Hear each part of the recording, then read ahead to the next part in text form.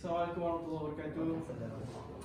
Jadi alhamdulillah hari ini kita akan mengadakan sedikit sesi temu ramah dan soal jawab untuk kita melaksanakan assignment kita, assignment kepimpinan dan interpersonal. Jadi bersama kita pada hari ini adalah salah seorang daripada pegawai yang berada di KBS, iaitu Kementerian Pendidikan Sukan. Jadi nama saya Abdullah Umay bin Lutfi, pelajar semester 3 Darul Quran Jakim. Nama beliau Mubarak. Boleh kat situ gelap-gelap. Sila kenangan ini. Nama saya Muhammad Mubarak bin Ahmad Nasri. Okey. Nama Muhammad Husairi Sebastian bin Ibrahim. Nama Muhammad Hazmi Faiz bin Zaini. Dan nama saya Muhammad Isfahan bin Kamar Zaman. Okey, jadi kita akan teruskan dengan soalan pertama, iaitu berkaitan dengan latar belakang dan juga pendidikan, mungkin sedikit pengalaman daripada tuan sendiri. Silakan. Okay, baik. Assalamualaikum. Salam sejahtera. Tak ada nama Muslim ni kan? Alhamdulillah. Saya anggap sesi temu ramah ni santai untuk kita punya kemaskini maklumat dan berkaitan dengan komponen assignment untuk dilaksanakan. Berkaitan diri saya sedikit untuk perkongsian. Okey, kita nak throwback daripada zaman mengaji sekolah menengah lah. Sebab kalau nak kita recall tu macam terlampau jauh. Kita santai tu.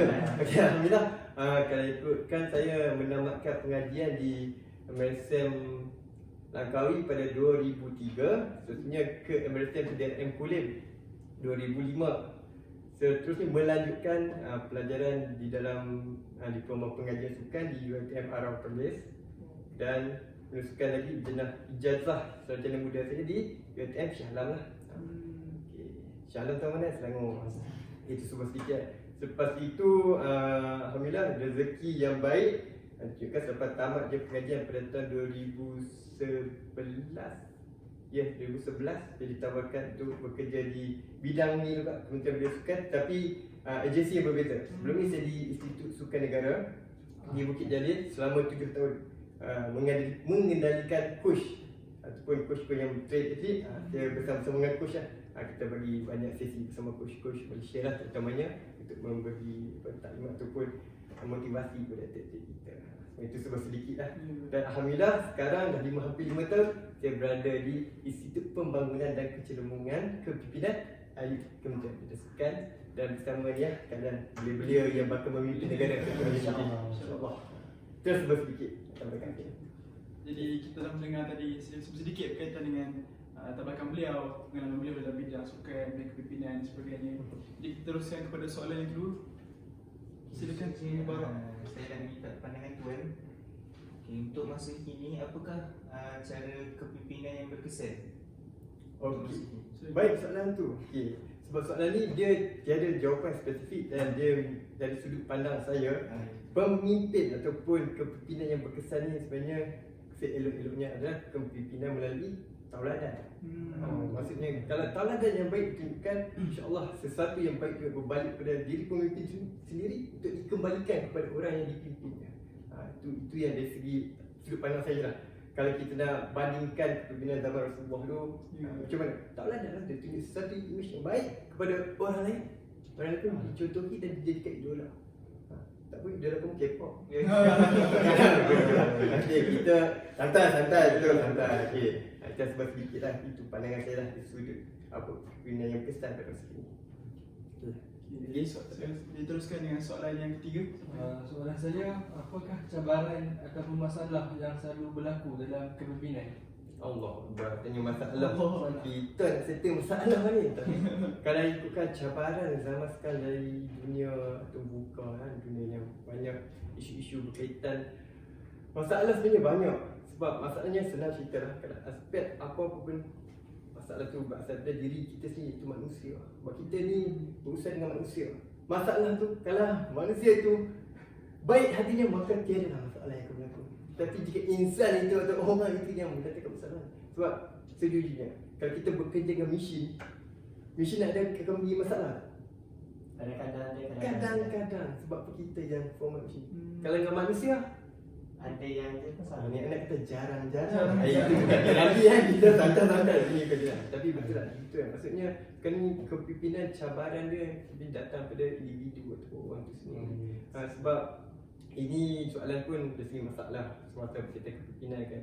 Kalau individu ni bukan saya nak menyentuh nama individu, tapi itulah sebab individu tu persepsi dia sebelum saya berkongsi lebih lanjut ni berkaitan dengan apa itu aura sebagai seorang pemimpin, saya akan kongsikan. Sebab itu saya rasa ciri kepimpinan yang baik. Sebab itu saya sentuh individu tu, kalau dia masalah yang itu masalah lah program atau perjalanan apa yang kita lakukan sekiranya. Itu jawapan menjawab. Macam sesi moderator.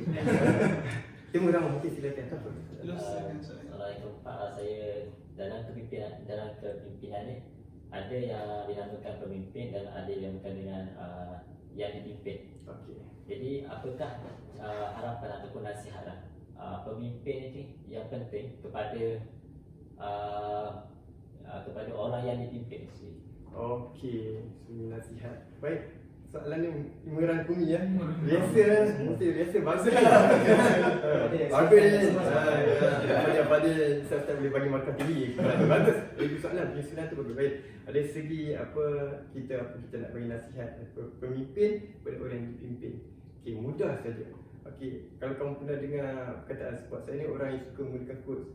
Kita kena bagi nasihat orang kita pernah dengar istilah learning by doing. Learning by doing maksudnya kita akan belajar sesuatu bila kita buat sesuatu. Ada manusia ni yang kita menasihat, kita cakap macam mana, kan dia tak buat, tak dapat sesuatu juga. Itu dah maksud learning by doing. So sebagai manusia kita nak nasihat orang ni.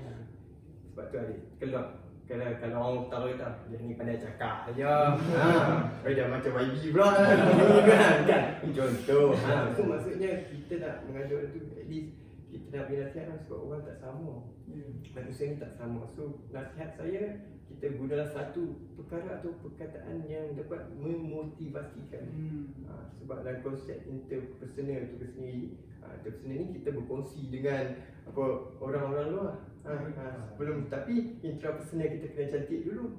Sebab kita boleh kongsikan. Sebab kalau di sini nasihat saya, boleh saya kongsikan satu kisah. Lepas ni soalan penutup satu saya terlupa. Ada satu kisah berkaitan dengan ini pun dipetik ketika saya menjadi moderator daripada satu majlis di mana panel saya adalah Nash, Tuhan sengaja menduga kita ingat Nash penyanyi.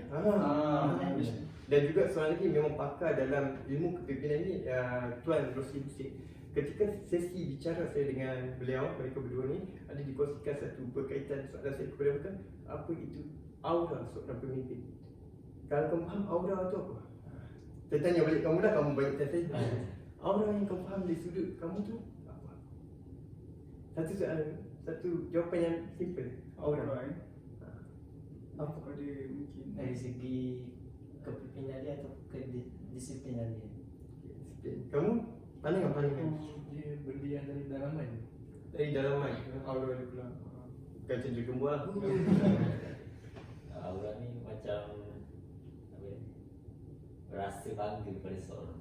Rasa bangga. Aura ni macam benda yang orang tengok. Orang tengok.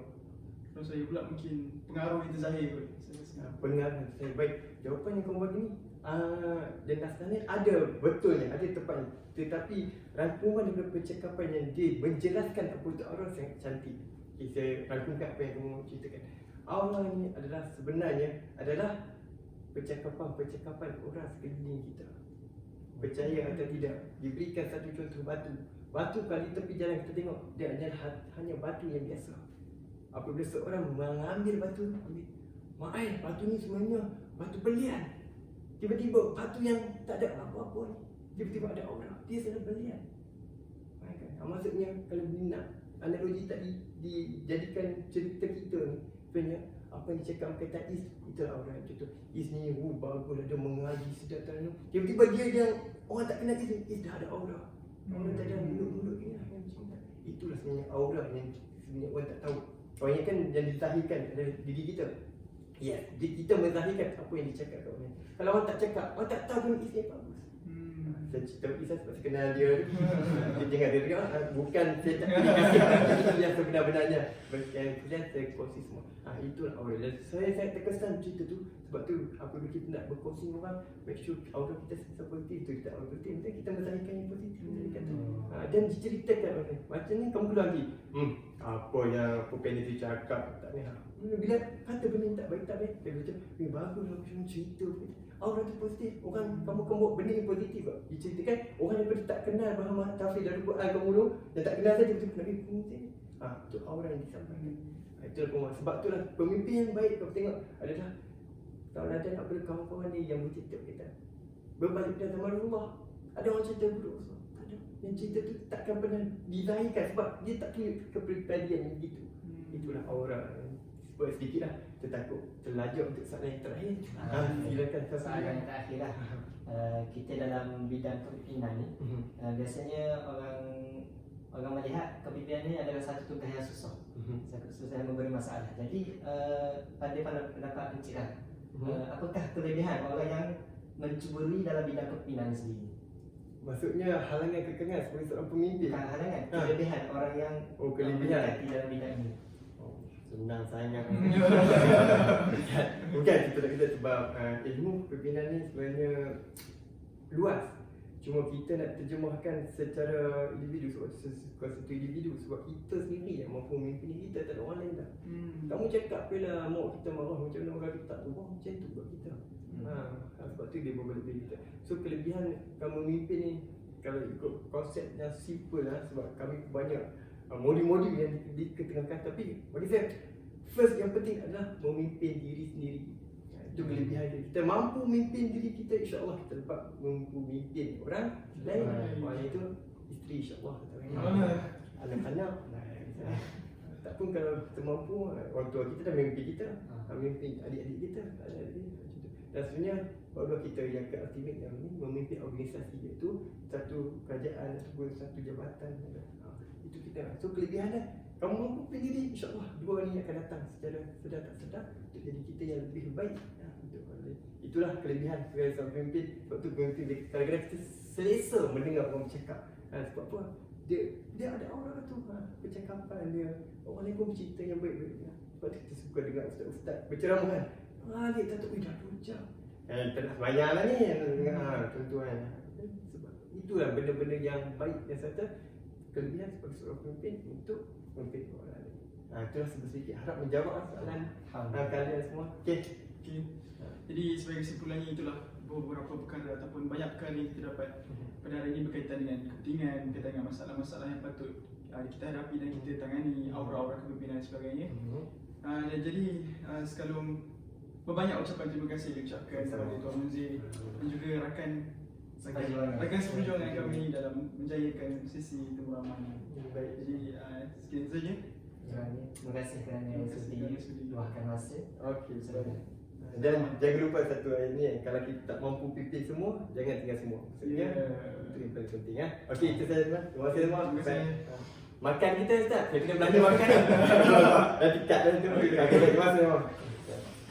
Alhamdulillah. Dia cakap bukan ni. Okey. So kita nak balik semua ni. Tadi berlakon dah.